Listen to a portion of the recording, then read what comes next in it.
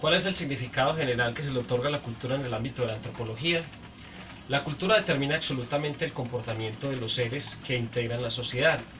Es decir, en pocas palabras, la cultura es aquello que nos identifica, como las costumbres y todas las actitudes y hábitos adquiridos por el hombre que es miembro de una sociedad. Entre ellos está el arte, está la gastronomía, en fin, una serie de cosas que inciden en el ser humano. En los últimos años, la cultura se ha transformado en parte fundamental de la antropología, pues se debe tener claro cuáles son esas costumbres y todo lo adquirido por el hombre de sus antepasados, para poder tener un concepto claro y entender por qué el ser humano actúa de miles y de diferentes maneras.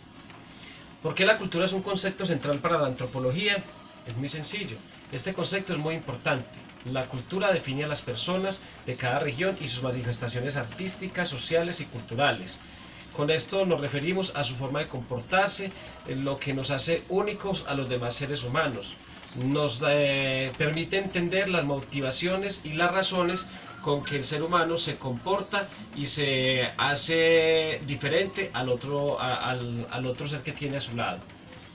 ¿Cómo se ha transformado el concepto cultura según los enfoques teóricos de la antropología? Desde mi punto de vista y mi concepto, la cultura anteriormente era muy reducida a la educación de las personas, es decir, si usted era amable, si usted era servicial, era una persona culta. Ahora la cultura es una cosa muy distinta que se ha venido pues diferenciándose con el pasar de los años.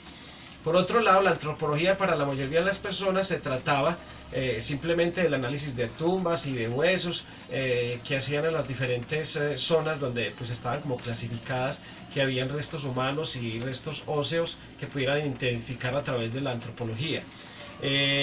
Pues esto ha cambiado mucho porque cada uno tiene su propia definición, tanto diferentes usos para entender, hacer un análisis del comportamiento de las personas pertenecientes a diferentes comunidades. Esto han adquirido de sus antepasados dándole sentido a su actuar cotidiano. ¿Cuál es la diferencia entre cultura y sociedad?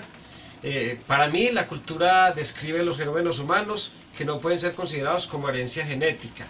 Así es como la cultura ha pasado a referirse a un atributo de los miembros de un grupo de personas.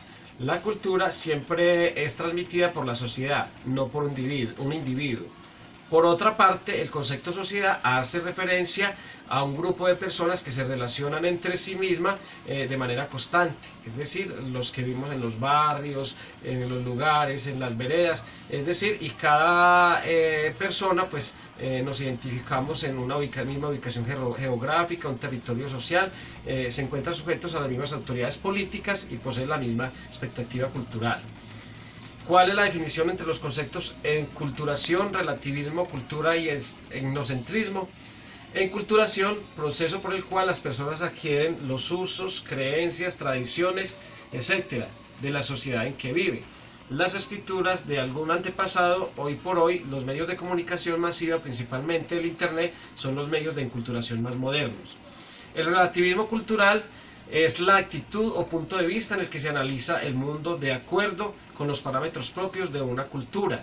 Su filosofía defiende la validez y riqueza de todo el sistema cultural y niega cualquier valoración absolutista, moral o ética de los mismos.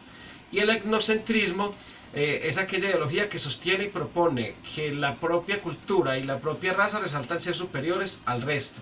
Es decir, quien promueve esa corriente suele brindar un tratamiento peyorativo a los otros grupos étnicos y culturas y por supuesto, contrariamente a esa acción, enaltece aquello propio básicamente porque se trata de una postura extremista.